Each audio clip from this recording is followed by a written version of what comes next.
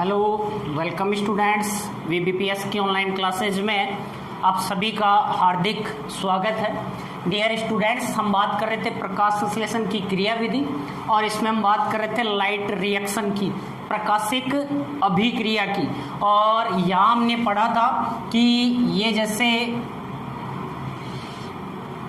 यहाँ हमने देखा था ये हरित लवक है और हरित लवक का कौन सा भाग? ग्रेना भाग।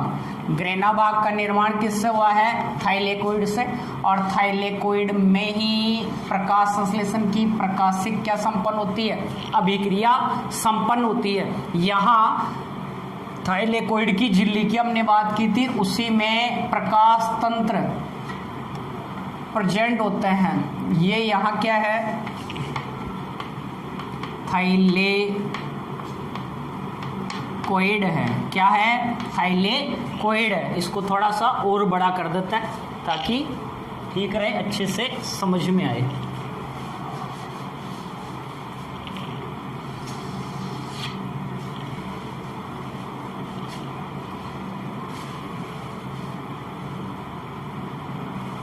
ध्यान देना, ये थाइलेकोइड था। केवल एक थाइलेकोइड की बात कर रहे हैं यहाँ। थाइलेकोइड किस में प्रेजेंट है? हरित लवक में। किस में उपस्थित है? हरित लवक में। और ये थाइलेकोइड की पूरी क्या है? झिल्ली है, जो लिपिड बाइलेयर से मिलकर क्या होती है? बनी होती है। लिपिड का द्विस्तरित है, लिपिड बाइलेयर से मिलकर बनी हुई है। और यहाँ इसी में हमने बात की थी कि फोटो सिस्टम प्रेजेंट थे, जिसमें ये एक जैसे प्रकाश तंत्र और ये एक प्रकाश तंत्र। तो दो प्रकाश तंत्र थे। इसको कहा था PS सेकंड और इसको कहा था PS फर्स्ट। यहाँ इनमें हम देखें तो सहायक वर्णक और कौन प्रेजेंट था? अभिक्रिया केंद्र उपस्थित था। कौन उपस्थित था? अभिक्रिया केंद्र। यहाँ अभिक्रिया केंद्र कौन था? P680। और यहाँ अभिक्रिया केंद्र के रूप में कौन काम कर रहा था? P700। कौन काम कर रहा था? P700। बाकी जो सहायक वर्णक हैं, ये सहायक वर्णक प्रकाश ऊर्जा को लेंगे और प्रकाश ऊर्जा को लेकर किसको देंगे? अभिक्रिया केंद्र को। और अभिक्रिया केंद्र यहाँ उत्तेजित होकर इलेक्ट्रॉन्स क्या करता है? त्यागता है। इसमें भी अभिक्रिया केंद्र उत्तेजित होकर इलेक्ट्रॉन्स क्या करता है? त्यागता है। तो प्रकाश संश्लेषण की प्रकाशिक अभिक्रिया में जो क्लोरोफिल और सहायक वर्णक है, वो सूर्य की प्रकाश ऊर्जा को क्या करते हैं? अवशोषित, और अवशोषित करके उत्तेजित अवस्था में चले जाते हैं। इलेक्ट्रॉन्स को क्या करते हैं? त्यागते हैं। साथ ही यहाँ हम देखें तो जल का प्रकाशीय अपघटन होता है। जल का प्रकाशीय क्या होता है? अपघटन हमें यहाँ देखने को मिलता है। देखो, जब वर्णक तंत्र सेकंड की हम बात करें, प्रकाश तंत्र सेकंड की बात करें, इसके अंदर जो क्लोरोफिल है वो प्रकाश ऊर्जा के दौरान ऊर्जा ग्रहण करके उत्तेजित अवस्था में आ जाते हैं और इनसे इलेक्ट्रॉन निकलते हैं। एक क्लोरोफिल से या एक वर्णक से, एक पिगमेंट से दूसरे पिगमेंट में इलेक्ट्रॉन को दिया जाता है। अंत में वो कहाँ चला गया? अभिक्रिया केंद्र में। अभिक्रिया केंद्र उत्तेजित अवस्था में आ जाता है। ये अपचयित हो गए, यहाँ ये उत्तेजित अवस्था में आ गया, इससे इलेक्ट्रॉन निकल गए। इन इलेक्ट्रॉन्स की जो पूर्ति है ये यहाँ करता है जल के विघटन से। तो हम बात करें जल का प्रकाशीय अपघटन। जल का प्रकाशीय अपघटन, प्रकाश की उपस्थिति में जो क्लोरोफिल है वहाँ जल का विघटन किया जाएगा। जैसे 4H2, 4 जल के अणुओं का विघटन करें तो यहाँ 4H प्लस व 4OH माइनस आयन बढ़ता है। आगे जो 4OH माइनस आयन है ये किस में बदल जाएंगे? 4 इलेक्ट्रॉन्स प्लस 4OH में टूट जाता है। 4 जो OH है, ये 4OH निर्माण करता है 2H2O प्लस किसका? O2 का। किसका निर्माण करता है? एक ऑक्सीजन अणु का यहाँ क्या करता है? निर्माण इसके द्वारा कर लिया जाता है। तो इस प्रकार से यहाँ ये जो 4 H+ आयन है ये और मुक्त होने वाले 4 इलेक्ट्रॉन हैं ये आगे जाकर किसका निर्माण करते हैं, NADPH2 का। जैसे 2 NADP अणु हैं, उनके अपचयन के लिए क्या चाहिए, 4 H+ और 4 क्या चाहिए, इलेक्ट्रॉन्स की क्या होती है आवश्यकता, तब जाकर ये 2 NADPH2 अणुओं का क्या करते हैं, निर्माण यहाँ पर करते हैं। ठीक है, तो इस प्रकार से जल का प्रकाशीय अपघटन होता है। 4 H2 अणुओं को तोड़ा तो 2 जल के अणु यहाँ वापस क्या हो गए, मिल गए। तो इस प्रकार से हम यहाँ समझ सकते हैं कि जैसे जो 2 जल के अणुओं का विघटन होता है तो 4 H+ और 4 इलेक्ट्रॉन और एक ऑक्सीजन क्या होती है यहाँ मुक्त होती है, एक ऑक्सीजन क्या होती है मुक्त। यदि एक जल के अणु का विघटन होगा तो 2 H+, 2 इलेक्ट्रॉन व हाफ O2 क्या होती है, मुक्त होती है यहाँ पर। तो जल का ये प्रकाशीय क्या है, विघटन है। जल का जो प्रकाशीय अपघटन है, ये प्रकाशीय अपघटन जैसे 2H2 2 जल के अणुओं का यहाँ विघटन करते हैं तो 4 H+ प्लस 4 इलेक्ट्रॉन और प्लस ऑक्सीजन यहाँ क्या हो जाती है, बनती है। जो इलेक्ट्रॉन बने वो इलेक्ट्रॉन प्रकाश तंत्र सेकंड में जो अभिक्रिया केंद्र है उसमें जो इलेक्ट्रॉनों की कमी हुई उस कमी को यहाँ इन इलेक्ट्रॉन्स के द्वारा क्या कर लिया जाता है, पूरा कर लिया जाता है। और ल्यूमेन में H+ की सांद्रता क्या हो जाती है, बढ़ जाती है। यहाँ बनने वाली ऑक्सीजन जो है ये यहाँ से बाहर निकल जाती है। कुछ ऑक्सीजन पादप की श्वसन की क्रिया में काम में आ गई, शेष जो रही है वो एनवायरमेंट में क्या हो जाती है, मुक्त कर दी जाती है, जिसका यूज प्राणी और अन्य जो जीव जंतु हैं वो ऑक्सीजन का क्या कर रहे हैं, यहाँ उपयोग कर रहे हैं। तो यहाँ जल का जो प्रकाशीय अपघटन है, जल का प्रकाशीय अपघटन कौन से सिस्टम से रिलेटेड है, तो प्रकाश तंत्र सेकंड से रिलेटेड है। और कहाँ हो रहा है, थाइलेकोइड की गुहा। ये क्या है,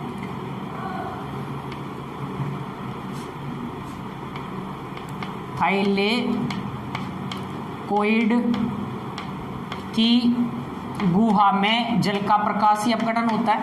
और ये थाइलेकोइड की क्या है, थाइलेकोइड की क्या है, झिल्ली है। थाइलेकोइड की क्या है, झिल्ली है।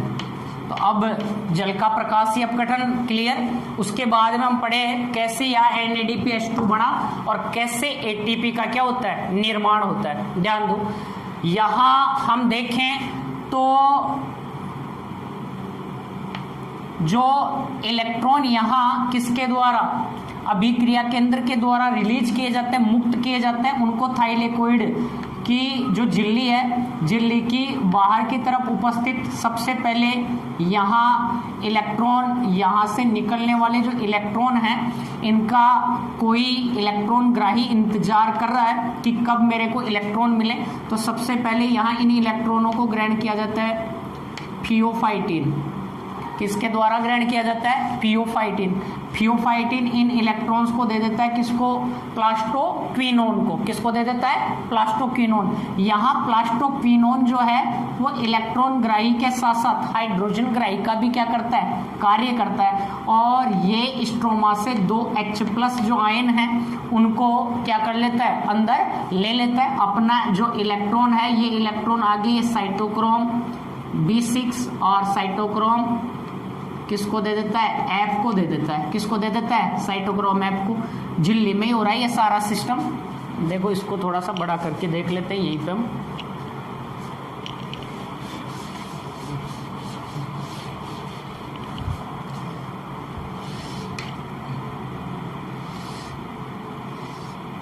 ये थाइलेकोइड की झिल्ली है पूरी, ठीक है। ये थाइलेकोइड की क्या है, ल्यूमेन।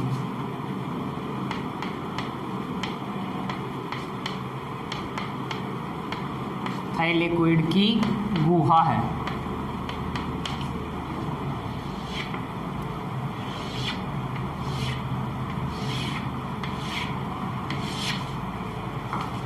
और यहाँ पर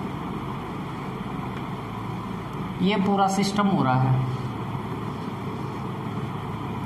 ठीक। यहाँ जल का प्रकाशीय क्या हुआ, अपघटन। 2H2O क्या बना, 2H+ और चलो इलेक्ट्रॉन, सॉरी 4 इलेक्ट्रॉन और 4 H+ और प्लस ऑक्सीजन यहाँ क्या हुई, मुक्त। इलेक्ट्रॉन यहाँ जैसे अभिक्रिया केंद्र से इलेक्ट्रॉन मुक्त हुए, कौन है यहाँ, P680।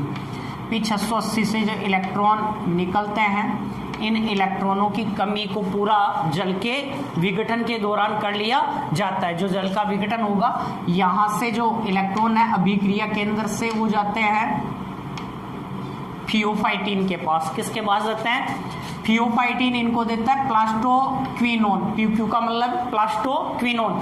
ये PQ इलेक्ट्रॉन ग्राही के साथ साथ हाइड्रोजन ग्राही का भी क्या करता है, कार्य। और ये स्ट्रोमा से क्या ले लेता है, H+ आयन को भी क्या कर लेता है, ग्रहण कर लेता है और PQH2 बनाएगा। यहाँ ये इलेक्ट्रॉन आगे देगा, ये आगे किसको, साइटोक्रोम B6 व साइटोक्रोम F को देगा। किसको देगा, साइटोक्रोम F। साइटोक्रोम F से जाएंगे ये किसके पास, PC प्लास्टोसाइनिन के पास। यहाँ जो हाइड्रोजन लिए वो हाइड्रोजन यहाँ किस में मुक्त कर दिए जाएंगे, ल्यूमेन में। किस में मुक्त कर दिए जाएंगे, ल्यूमेन, थाइलेकोइड की गुहा में छोड़ दिए जाएंगे। PC से इलेक्ट्रॉन जो है वो किस में जाएंगे, अब PS फर्स्ट में। ये है PS सेकंड और ये है PS फर्स्ट। PS फर्स्ट का अभिक्रिया केंद्र कौन है, P700। कौन है, P700। तो यहाँ P680 से मुक्त हुए जो इलेक्ट्रॉन है, इनकी कमी को पूरा तो किसने किया, जल के विघटन से जो इलेक्ट्रॉन मुक्त हुए उन्होंने।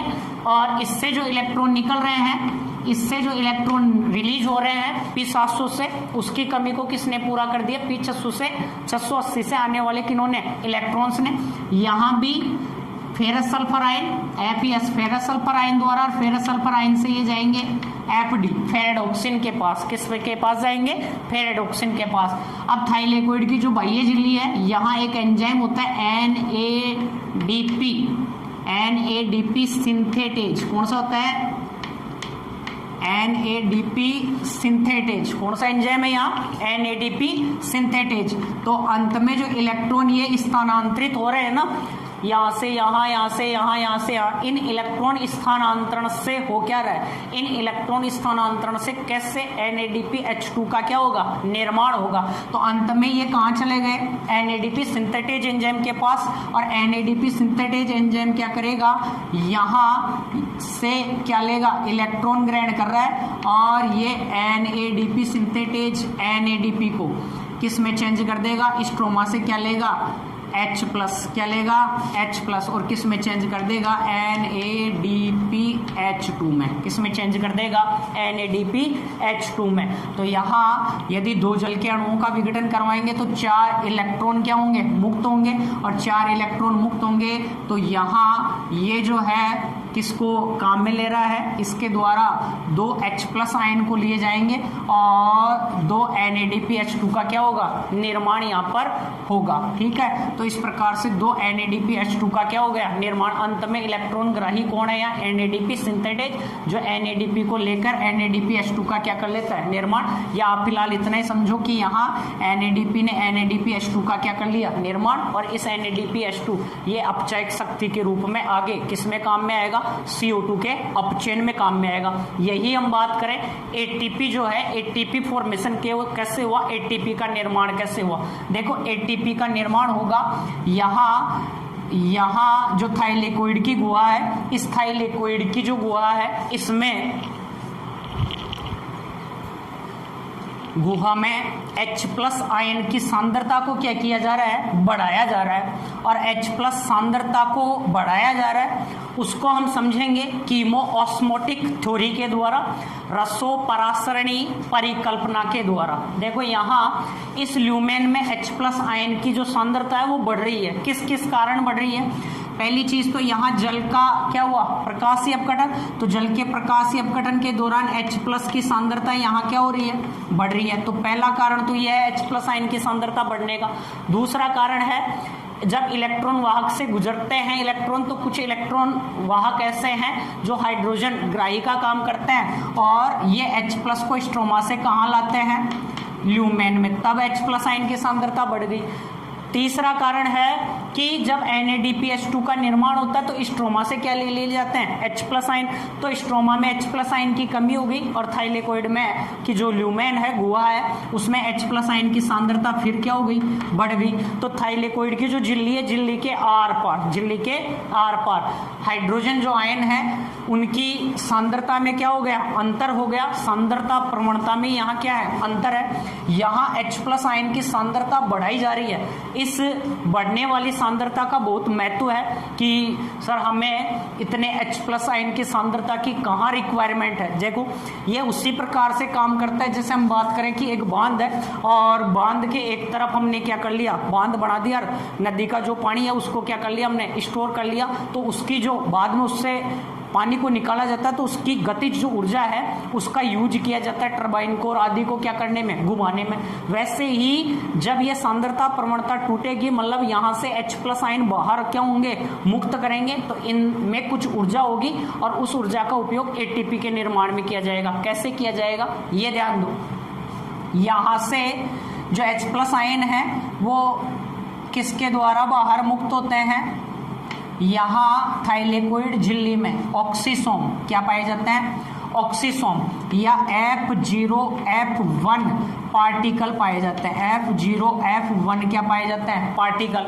और इनसे होते हुए H+ आयन क्या होते हैं, बाहर निकलते हैं। तो जब यहाँ से H+ आयन बाहर निकलेंगे तो यहाँ इनके निकलने के दौरान जो इनसे ऊर्जा मुक्त होगी उस ऊर्जा का उपयोग यहाँ किया जाता है। एक ADP जो है वो एक अन्य अकार्बनिक फास्फेट से क्या कर लेता है, क्रिया, और अकार्बनिक फास्फेट से क्रिया करके एक क्या बना लेता है, ATP का क्या कर लेता है, निर्माण। तो इस प्रकार से ये H+ आयन जो है, H+ आयन की हमने जो सांद्रता बढ़ाई यहाँ, उस बढ़ी हुई सांद्रता का यूज जो है हम कहाँ कर रहे हैं, ATP फॉर्मेशन में कर रहे हैं, ATP निर्माण में कर रहे हैं। कैसे कि यहाँ सांद्रता प्रवणता और बाहर की स्ट्रोमा की सांद्रता प्रवणता में क्या हो गया, अंतर हो गया, और उसको हम कीमोस्मोटिक सिद्धांत द्वारा समझते हैं, जिसको पीटर मिटचेट नामक वैज्ञानिक ने क्या किया था, समझाया था।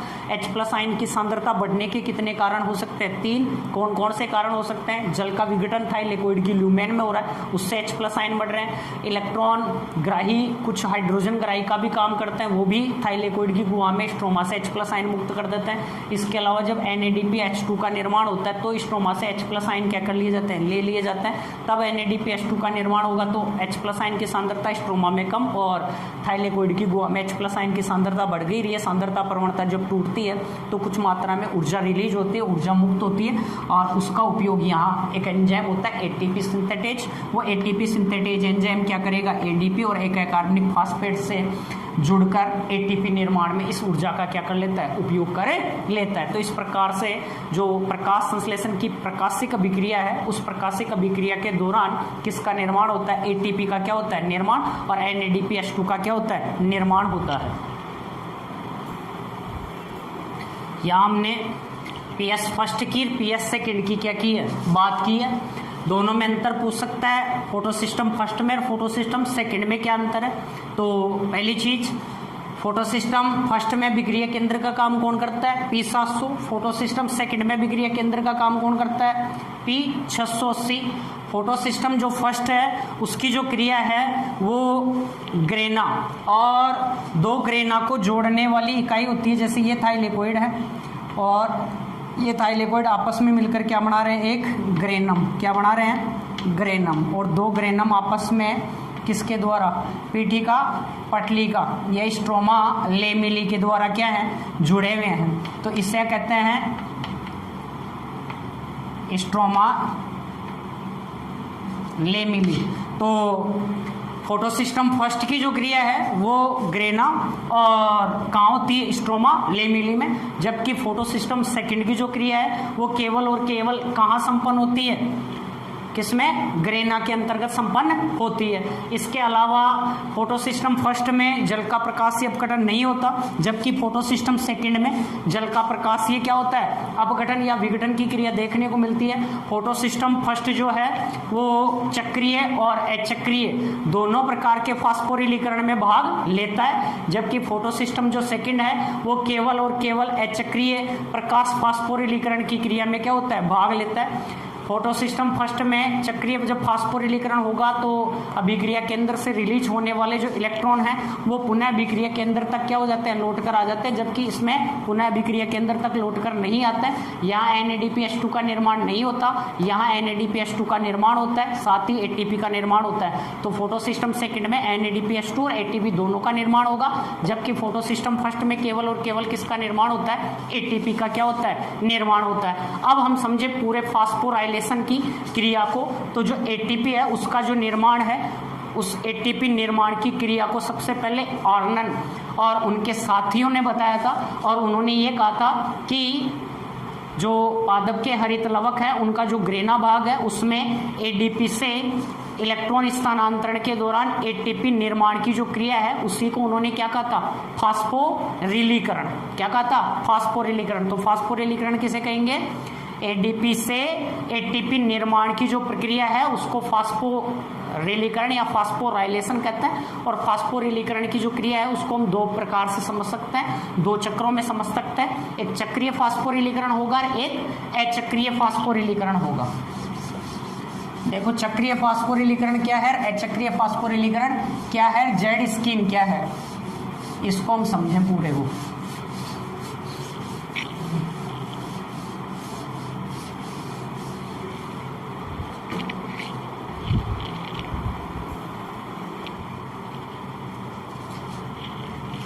पहला है चक्रीय प्रकाश फास्फोरिलीकरण,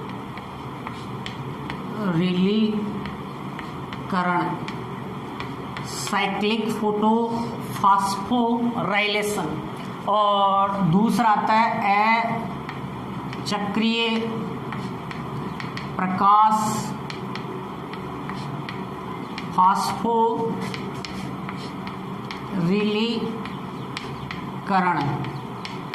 साइक्लिक और नॉन साइक्लिक फोटोफास्फोराइलेशन को हम समझें तो देखो हमने अभी बात की, जैसे आज हम केवल चक्रीय की बात करते हैं, या चलो पहले अचक्रीय फोटोफास्फोराइलेशन को समझते हैं। पहले अचक्रीय फोटोफास्फोराइलेशन को समझते हैं और इसके दौरान हमारी जेड जो स्कीम है वो भी कंप्लीट हो जाएगी। उसके बाद में हम बात करेंगे चक्रीय फास्फोराइलेशन की, या इसी में आपको चक्रीय फास्फोराइलेशन भी समझा दिया जाएगा। देखो यहाँ हम बात करें तो जैसे ये जो पूरा क्षेत्र है यहाँ से लेकर यहाँ तक का, ये है पूरा थाइलेकोइड झिल्ली है। थाइलेकोइड की क्या है, झिल्ली। अंदर का जो पूरा भाग है ये है थाइलेकोइड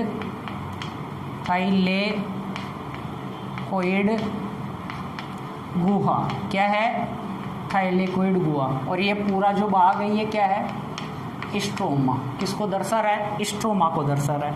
यहाँ हम बात करें पहले अचक्रीय प्रकाश फास्फोरिलीकरण की, तो अचक्रीय प्रकाश फास्फोरिलीकरण की जो क्रिया को हम देखें तो अचक्रीय फास्फोरिलीकरण की क्रिया में अभिक्रिया जो केंद्र की बात करें या अचक्रीय प्रकाश फास्फोरिलीकरण में वर्णक तंत्र फर्स्ट और वर्णक तंत्र सेकंड दोनों क्या करते हैं, भाग लेते हैं। यहाँ हमें बात करनी है सबसे पहले वर्णक तंत्र किसको बनाएं, फर्स्ट को बनाएं। तो जैसे यहाँ वर्णक तंत्र फर्स्ट की बात करें हम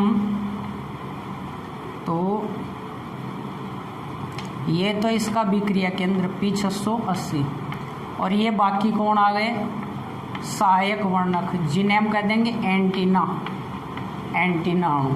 ठीक है, ये सूर्य की प्रकाश ऊर्जा को क्या कर रहे हैं, ले रहे हैं और अंत में किसको दे रहे हैं, अभिक्रिया केंद्र को P680 को दे रहे हैं। P680 यहाँ क्या करता है, यहाँ से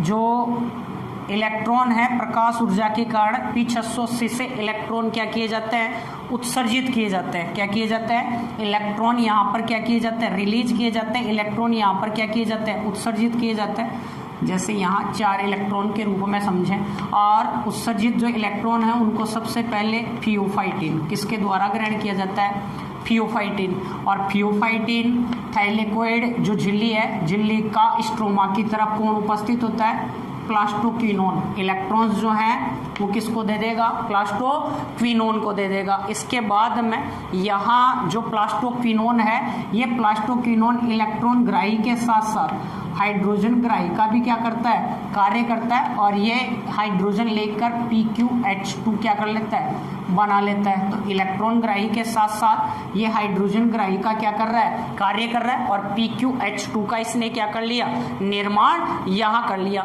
यहाँ से ये जो हाइड्रोजन है, इन हाइड्रोजनों को तो ये किसको दे देगा वापस, थाइलेकोइड की किस में मुक्त कर देगा, गुहा में। किस में मुक्त कर देगा, गुहा में। और जो इलेक्ट्रॉन है, ये इलेक्ट्रॉन यहाँ से ये देगा साइटोक्रोम B6 और साइटोक्रोम F को। किसको देगा, साइटोक्रोम B6 और साइटोक्रोम F को।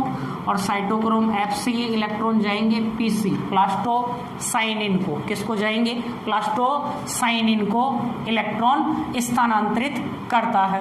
अब यहाँ पर हम देखें तो आगे PC से जो इलेक्ट्रॉन है, ये वर्णक तंत्र कौन आ जाता है, फर्स्ट। PS कौन है, PS फर्स्ट है, और ये कौन है, PS सेकंड है। PS फर्स्ट में विक्रिया केंद्र का काम कौन कर रहा है, रिएक्शन सेंटर का काम कौन कर रहा है, P700 या क्लोरोफिल 700। और इसके बाहर भी यहाँ कौन है, सहायक वर्णक, जो अलग अलग तरंगदैर्ध्य के प्रकाश को क्या करेंगे, लेंगे, और लेकर किसको देंगे, अभिक्रिया केंद्र को। और ये भी उत्तेजित होगा, और उत्तेजित होकर इसने भी क्या छोड़े, इलेक्ट्रॉन स्थानांतरित किए। इन इलेक्ट्रॉन्स की जो कमी है उसका कौन पूरा कर देगा, अभिक्रिया केंद्र। P680 से मुक्त होने वाले इलेक्ट्रॉन इनकी कमी को क्या कर देंगे, पूरा। यहाँ जो कमी हुई इलेक्ट्रॉन्स की, उसकी कमी को पूरा करने के लिए यहाँ जल का 2H2O, 2 जल के अणुओं का जैसे यहाँ विघटन की बात करें हम, तो यहाँ निर्माण होगा क्या, 4 electron plus 4 H+ ion plus 1 oxygen का अणु बनता है। इसकी कमी को जल के अणु के विघटन से मुक्त होने वाले इलेक्ट्रॉन्स ने यहाँ जो इलेक्ट्रॉन जाने के कारण जो इलेक्ट्रॉन की कमी हुई उसको इन इलेक्ट्रॉन्स ने क्या कर दिया, पूरा। और इसकी इलेक्ट्रॉन्स की कमी को यहाँ से आने वाले इलेक्ट्रॉन्स ने क्या कर दिया, पूरा कर दिया। अब यहाँ से जो मुक्त हुए इलेक्ट्रॉन हैं वो यहाँ ग्रहण किए जाते हैं किसके द्वारा, एक फेरस सल्फर कौन होता है, आयन होता है, उसके द्वारा।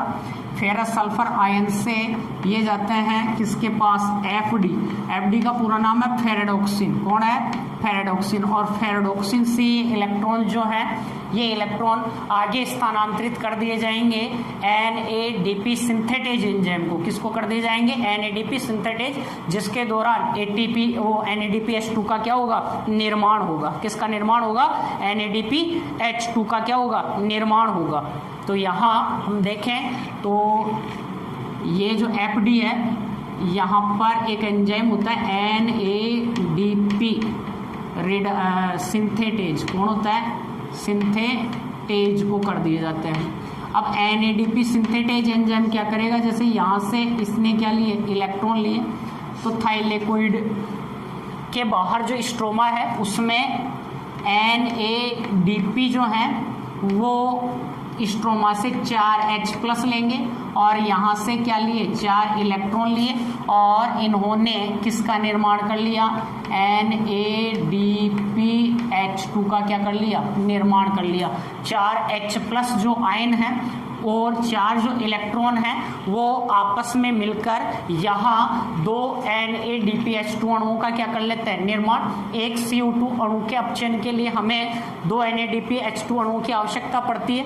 इस प्रकार टोटल 6 CO2 का अपचयन करना है तो कितने, 12 NADPH2 अणुओं की क्या पड़ेगी, आवश्यकता पड़ेगी। तो इसको हम 6 बार इस प्रोसेस को समझ सकते हैं। इसके द्वारा यदि जो 2 जल के अणुओं का यहाँ क्या किया जाता है, विघटन, तो टोटल 12 NADPH2 बनते हैं। एक CO2 अणु के अपचयन के लिए 2 NADPH2 अणुओं की क्या होती है, आवश्यकता होती है। तो ऐसे NADPH2 का तो क्या हो गया, निर्माण। अब हम देखें ATP का निर्माण कैसे हो रहा है।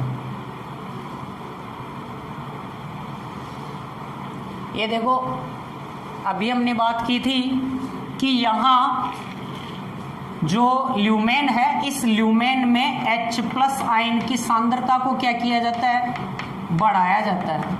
और ये सांद्रता अतरा H+ जो आयन है इतने H+ आयन का क्या करेंगे हम, ये H+ आयन जो है ये क्या होते हैं, जो हमने अभी बात की उसके समान है। जैसे हम क्या करते हैं, एक बांध बना के उसके एक तरफ पानी को क्या करें, इकट्ठा करें, उस पानी की गतिज ऊर्जा को आगे क्या किया जाए, काम में ले जाए। तो यहाँ जो H+ आयन की सांद्रता बढ़ेगी, उस बढ़ी हुई सांद्रता प्रवणता जब फूटेगी तो उससे कुछ ऊर्जा मुक्त होगी। उस मुक्त होने वाली ऊर्जा का यूज जो है वो ATP निर्माण में किया जाएगा। अब H+ आयन की सांद्रता बढ़ने के क्या क्या कारण हो सकते हैं। एक चीज तो यहाँ देखो हमने कुछ इलेक्ट्रॉन ग्राही ऐसे हैं स्ट्रोमा की तरफ, किसमें, थाइलेकोइड झिल्ली में, जो हाइड्रोजन ग्राही का भी क्या करते हैं, कार्य, और हाइड्रोजन को कहाँ ला रहे हैं, थाइलेकोइड ल्यूमेन में। इसके अलावा जल के विघटन से भी यहाँ H+ आयन की मात्रा बढ़ती है। इसके अलावा यदि हम स्ट्रोमा में कमी कर दें H+ की, तो कमी किससे, NADP H+ को ले लेगा स्ट्रोमा से, और यहाँ H+ की कमी हो जाएगी, यहाँ H+ की सांद्रता क्या हो जाएगी, बढ़ जाएगी। यहाँ जो H+ की सांद्रता बढ़ी हुई है, ये H+ की जो सांद्रता है बढ़ी हुई, प्रोटॉन जो है ये यहाँ से मूव करेंगे, यहाँ से ये जो प्रोटॉन है या H+ है ये यहाँ से इस मार्ग के द्वारा जाएंगे, और ये है F0 F1 पार्टिकल। झिल्ली में कुछ विशिष्ट स्थल होते हैं जिन्हें ऑक्सीसोम या F0 F1 पार्टिकल कहते हैं। इनसे होकर ही जो H+ आयन है वो बाहर क्या होते हैं, निकलते हैं। जब H+ आयन यहाँ से बाहर जाता है तो इससे कुछ ऊर्जा मुक्त होती है। उस मुक्त ऊर्जा का उपयोग जो है एक ADP, एक अकार्बनिक फास्फेट से जुड़ने में कर लेता है, और फिर ATP का क्या हो जाता है, निर्माण हो जाता है। ATP का क्या हो जाता है, निर्माण। यहाँ ATP सिंथेटेज एंजाइम क्या हो जाएगा, सक्रिय।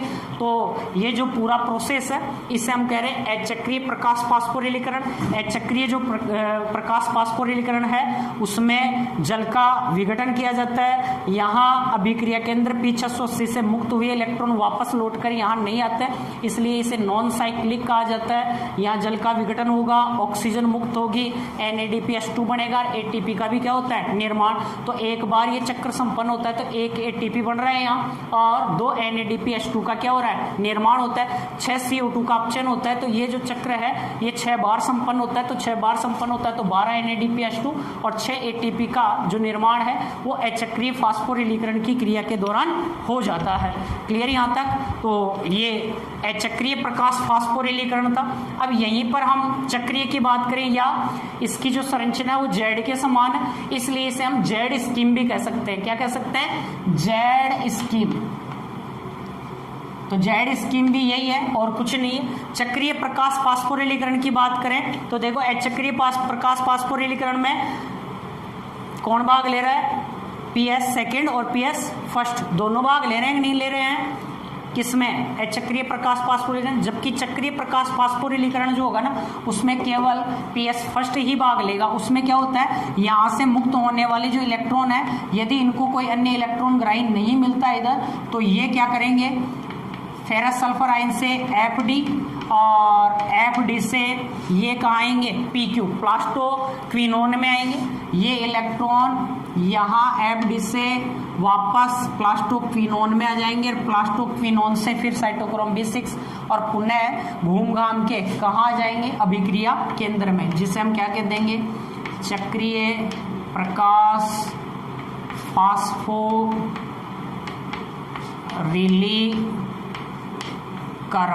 और चक्रीय प्रकाश फास्फोरिलीकरण में 2 ATP, एक ATP अणु तो यहाँ बनता है ADP प्लस अकार्बनिक फास्फेट, यहाँ क्रिया करके एक ATP का निर्माण करेगा, और एक जो ATP है, एक ATP का निर्माण यहाँ पर हो रहा है, ADP प्लस अकार्बनिक फास्फेट। तो यहाँ एक ATP का निर्माण होता है। तो चक्रीय फास्फोरिलीकरण में कितने ATP बनते हैं, एक।